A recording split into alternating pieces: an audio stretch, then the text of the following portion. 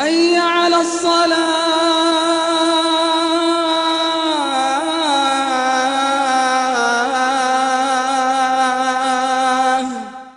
Kemudian pembahasan berikutnya, kata penulis rahimahullah, an-niyah. Ya, pembahasan berikutnya adalah berkaitan dengan niat. Nah, berkaitan dengan niat. Taib. Kata beliau rahimahullah, wa kana sallallahu alaihi wasallam yaqul, innamal a'malu binniyat wa innama likulli imri'in ma nawa. Wa innama likulli imri'in ma nawa. Ya. Kata beliau, dan adalah Rasulullah sallallahu alaihi wasallam bersabda, innamal a'malu binniyat, sesungguhnya amalan-amalan itu ya tergantung kepada niat-niatnya. Wa innama likulli imri'in ma nawa, dan sesungguhnya setiap orang mendapatkan sesuai dengan apa yang dia niatkan. Mendapatkan sesuai dengan apa yang dia niatkan. Ini dia hadis pokok. Nah, termasuk hadis pokok. Ya. Ya, dan tidak ada satu amalan pun ya yang ya, dan setiap amalan, ya kata Nabi, innamal a'malu binniyat, setiap amalan itu ya harus dengan niat. Nah, tergantung kepada niatnya. Jadi amalan-amalan yang disyariatkan oleh Allah Subhanahu wa taala berkaitan dengan ibadah yang kita diperintahkan untuk melakukannya, maka itu ya harus diniatkan. Nah, harus diniatkan. Ya maksudnya, niat di situ ya diniatkan, yakni maksudnya dia harus menghadirkan niatnya. Dia harus menghadirkan niatnya ketika ingin melakukan amalan tersebut. Nah, menghadirkan niatnya ketika melakukan amalan tersebut. Taib. Ini yang dimaksud dengan niat. Jadi ihdar niyah, ya. Istihdar niyah, menghadirkan niat ketika dia ingin melakukan amalan tersebut. Dan Nabi mengatakan, wa innamal likulli imri'in ma nawa, dan sesungguhnya setiap orang ya mendapatkan sesuai dengan apa yang dia niatkan. Nah, maka ya ini menunjukkan bahwa setiap amalan yang dilakukan itu harus diniatkan. Nah, harus diniatkan. Kemudian niat itu tentunya bukanlah sesuatu yang dilafazkan. Ya, berkata Imam An-Nawawi rahimahullah, ya, lihat catatan kaki di bawah. Nah, atau ya, catatan kaki dibawakan oleh penulis. Imam An-Nawawi rahimahullah mengatakan, wan niyatu hiyal qasdu, ya, fayuhdirul musalli fi dhihnihi dzat as-salah wa ma yajibu ya at-ta'arrud lahu min sifatiha kaz-zuhriyah wal fardiyah wa ghairiha, thumma yaqsudu hadhihi al-ulum qasdan ya muqarinan li awwal at-takbir. Nah, jadi niat itu, ya kata Imam An-Nawawi rahimahullah, itu maksudnya adalah al-qasdu, maksud. Ya, niat itu maksudnya adalah maksud, ya, maksud dan keinginan. Kalau maksud dan keinginan itu letaknya di mana? Letaknya di dalam hati. Karena yang bermaksud itu adalah hati. Ya, tidak ada lisan yang bermaksud atau tangan yang bermaksud, mata yang bermaksud, tidak. Tapi yang bermaksud, yang berniat, ya, yang berkeinginan itu adalah hati. Nah, maka niat itu maksudnya adalah hati. Ya, kata beliau, fayuhdirul musalli fi dhihnihi dzatas salat. Maka orang yang salat, itu menghadirkan ya di dalam hatinya ya salat yang ingin dia lakukan tersebut. Salat zuhur atau salat asar, salat maghrib, ya, dan seterusnya. Nah, kalau zakat, ya, dia hadirkan niatnya. Ini adalah sebagai zakat, ini adalah sedekah. Nah, maka dia hadirkan. Nah, itulah fungsinya niat. Nah, sebagaimana yang telah berlalu bersama kita dalam pembahasan yang lainnya. Ya, dan niat ini termasuk syarat dari syarat-syarat syahnya salat, harus diniatkan. Nah, harus diniatkan ketika seseorang itu ingin mengerjakan salat, apakah yang wajibnya ataupun yang sunnahnya, dia niatkan. Ya, kemudian dia tentukan, ya, salat dia kerjakan itu apa? Salat tahiyatul masjid kah, atau salat ya duha, ya, atau salat ya rawatib, atau salat-salat yang lainnya. Nah, dia tentukan ya dalam hatinya salat yang dia ingin kerjakan tersebut.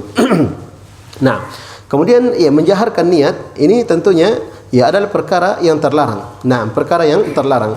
Berkata Syekhul Islam Ibn Taimiyah rahimahullah, al-jahru bin niyati la yajib wa la yustahab bi ittifaqil muslimin. Ya, menjaharkan niat ya itu tidaklah wajib. Menjaharkan niat tidaklah wajib. Wa la yustahab, dan tidak pula disunnahkan. Ya, bi ittifaqil muslimin, menurut kesepakatan kaum muslimin. Balil jahiru bin niyati mubtadi'un mukhalifun lisyariah. Bahkan orang yang menjaharkan niatnya ketika melakukan ibadah, ya apakah salatnya misalnya ataupun puasanya, ataupun wudunya misalnya, Maka orang yang menjaharkan niat, ya kata beliau mubtadi'un, ya dia adalah seorang mubtadi' yang berbuat perkara bid'ah mukhalifun lisyariah. Mukhalifun lisyariah. Ya, dia adalah orang yang telah menyelisih syariat. Idza fa'ala dzalika mu'taqidan annahu min asy-syara' fa huwa jahil, dhalun yastahiqqu at-ta'zir wal 'uqubatu 'ala dzalik. Nah, dan apabila dia melakukan hal tersebut, ya, karena dia meyakini, nah, dalam keadaan dia meyakini bahwa itu bagian daripada syariat, ya, menjaharkan niat itu bagian daripada syariat, fa huwa jahil, maka dia adalah orang yang bodoh, ya dhalun, dia orang yang tersesat, yastahiqqu at-ta'zir, berhak untuk diberikan ta'zir kepadanya. Nah, diberikan ta'zir kepadanya, pelajaran wal 'uqubah, ya, ala dzalik, atas perbuatan yang dia lakukan tersebut. Nah, atas perbuatan yang dia lakukan tersebut. Nah, ini menunjukkan bahawa sepakat para ulama bahawa niat itu, ya, tidak boleh dilafazkan, karena niat itu tempatnya di dalam hati, dan tidak ada satu hadis pun, ya, dari Nabi sallallahu alaihi wasallam sebagaimana dikatakan oleh Imam Ibnu Qayyim rahimahullah, tidak hadis yang sahih, ya, bahkan tidak pula hadis yang lemah yang menjelaskan bahawa Nabi sallallahu alaihi wasallam melafazkan niat ketika melakukan ibadah, ketika melakukan amalan. Maka niat itu tempatnya di dalam hati, yaitu maksud dan keinginan seseorang untuk melakukan suatu amalan. Dia hadirkan niatnya di dalam hatinya untuk melakukan amalan tersebut. Nah, amalan tersebut, ya, dan dia ikhlaskan, ya, amalan yang dia lakukan tersebut adalah karena Allah Subhanahu wa taala. Nah, karena Allah Subhanahu wa taala. Baik. Ini berkaitan dengan niat, ya. Jadi orang yang salat harus berniat, ya, harus meniatkan di dalam hatinya, ya, akan salat yang dia lakukan tersebut. Nah, salat yang dilakukan tersebut, ya, niat di dalam hati, maksud di dalam hati, ya, dan bahkan niat itu adalah sesuatu yang spontan. Nah, sesuatu yang spontan. Ketika seseorang misalnya duduk di rumahnya, tiba-tiba dengarkan adzan, langsung dia bergegas pergi berwudu, pakai pakaian dan lain sebagainya. Nah, kemudian dia menuju masjid. Ya, untuk apa dia ke masjid? Tentunya adalah untuk salat. Maka itu juga adalah sudah merupakan niat. Nah, sudah merupakan niat untuk dia mengerjakan salat. Ya, yang jelas seseorang itu ketika ingin melakukan ibadah, dia hadirkan niatnya. Nah, dan dia tentukan amalan apa yang dia lakukan tersebut, karena salah satu fungsi niat adalah untuk membedakan satu amalan dengan amalan yang lainnya. Secara zahir mungkin kita lihat ada orang melakukan amalan, sama-sama amalan dilakukan tersebut, akan tapi ternyata, ya, amalan yang dia kerjakan itu ternyata berbeda. Nah, ternyata berbeda. Nah, mungkin ada orang yang salat, ya, salat zuhur misalnya berjamaah, ya, kelihatan semuanya salat zuhur, tapi belum tentu semuanya salat zuhur, ya, atau salat asar misalnya. Nah, mungkin ada di antara mereka yang belum salat zuhur, ya, ketiduran, maka mendapati orang salat, dia salat, ya, kan tapi niatnya adalah niat salat zuhur, sementara makmum yang lainnya bersama dengan imam salatnya adalah salat asar. Maka yang membedakan itu adalah niat. Nah, membedakan itu adalah niat. Maka niat ini adalah perkara yang penting, dan Nabi SAW mengatakan innamal a'malu binniyat. Setiap amalan tergantung kepada niatnya. Wa innamal likulli imri'in ma nawa, dan setiap seorang mendapatkan sesuai dengan apa yang dia niatkan. Maka niatkanlah amalan yang kita lakukan tersebut itu karena Allah Subhanahu wa taala. Nabi SAW bersabda, "Na'am, wa man kanat hijratuhu ila Allah wa rasulih fa hijratuhu ila Allah wa rasulih." Siapa yang hijrahnya kepada Allah dan Rasulnya, maka hijrahnya kepada Allah dan Rasulnya. Kalau niatkan hijrahnya, ya, kepada Allah dan Rasulnya, maka dia dapatkan seperti itu.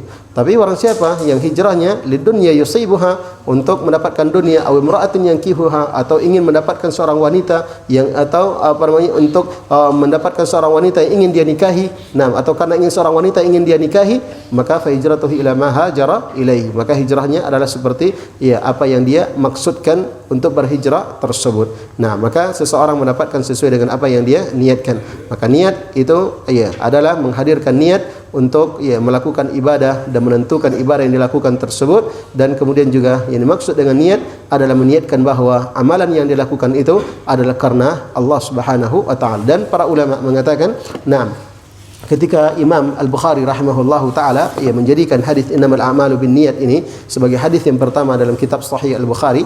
Nah, Sahih Al-Bukhari ini, ya, kata para ulama, tanbih, peringatan dari beliau, nah, kepada manusia, kepada kaum muslimin untuk memperhatikan niat. Nah, untuk memperhatikan niat, mengikhlaskan niatnya karena Allah Subhanahu wa taala ketika melakukan amalan. Karena amalan, ya, yang dilakukan tanpa keikhlasan, maka itu tidak akan bermanfaat sama sekali di sisi Allah Subhanahu wa taala. Mudah-mudahan Allah Subhanahu wa taala memberikan keikhlasan kepada kita semuanya dalam setiap ucapan dan amalan yang kita lakukan, dan semoga Allah Subhanahu wa taala menerima seluruh amal ibadah yang kita lakukan dan mengampuni segala dosa dan kesalahan kita, dan semoga Allah Subhanahu wa taala mengumpulkan kita bersama para nabi, para siddiqin wasyuhada wassalihin di dalam surga Firdaus, ya, di sisi di dalam surga Firdaus. Nah, bersama dengan mereka. Baik. Mungkin kita cukupkan dulu. Nah, insyaallah nanti kita lanjut sedikit pada salat Isya. Subhanakallahumma wa bihamdika asyhadu an la ilaha illa anta astaghfiruka wa atubu ilaik. Alhamdulillahirabbil alamin.